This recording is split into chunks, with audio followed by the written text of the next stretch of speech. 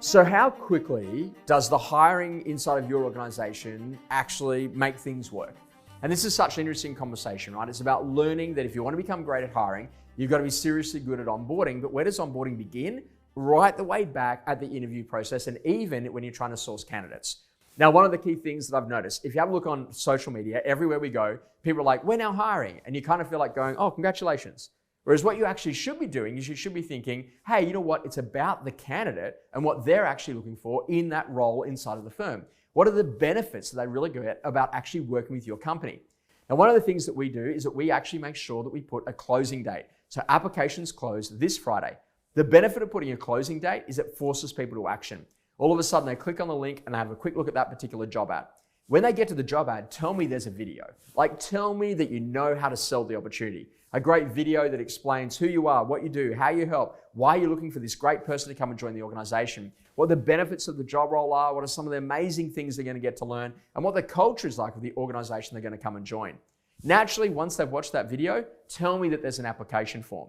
One of the great barriers is if you're trying to get people that aren't even looking for work to come and join your organization, the last thing they've got ready is a resume, then they've got to go get the resume ready, and they're not ready to do that, and that takes time. Then they just don't want to apply for the job, and literally you lose great candidates. But if they've got an application form to fill in, all of a sudden they click the link, and they're starting to fill out all of those details. They're getting commitment as they're going through the course of that progressive form, and ultimately they put in all their details, they press submit, and now they're like, oh my goodness, I think I'm about to change jobs. Naturally, when you get to the interview, make sure that you've got great questions. The questions that you ask determine the quality of the interview. And at the end of the interview, if you like them, book them in for a second interview.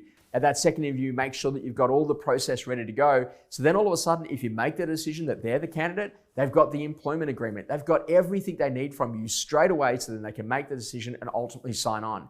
But now that they've signed, what do you do to make sure that onboarding experience is seriously great?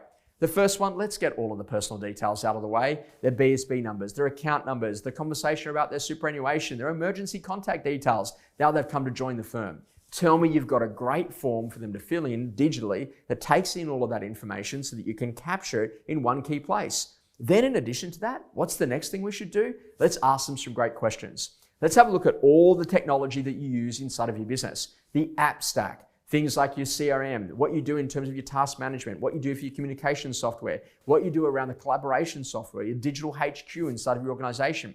You literally list out each of these individual items and you say, hey, have you used this before? Yes, no. If they say yes, okay, great. Do you need some more training on it, or do you feel you're already awesome at it? They literally click on that, and then before you know it, what actually happens is you've got a custom path for entry. Because now you can also test them on key skills. How do you rate yourself in these particular skills? Prospecting, listing, negotiation, growing a team, knowledge of the marketplace, whatever those key things are. And whenever they click on those things, you can then actually define, okay, these are the people they need to go and spend some time with because that particular person in the organization is an absolute specialist at doing that. What that does is that then actually defines a custom path of entry into the organization, which allows them to meet with key people, which is what we go to call socialization. They get to build friends across the organization and the different service lines. And the benefit is now is like literally in seconds, you've actually taken onboarding from being one person's role to onboarding being everyone's role inside of the firm because they're all playing a part in being able to bring the best talent into the organization, in building great relationships, and ultimately in building great skills.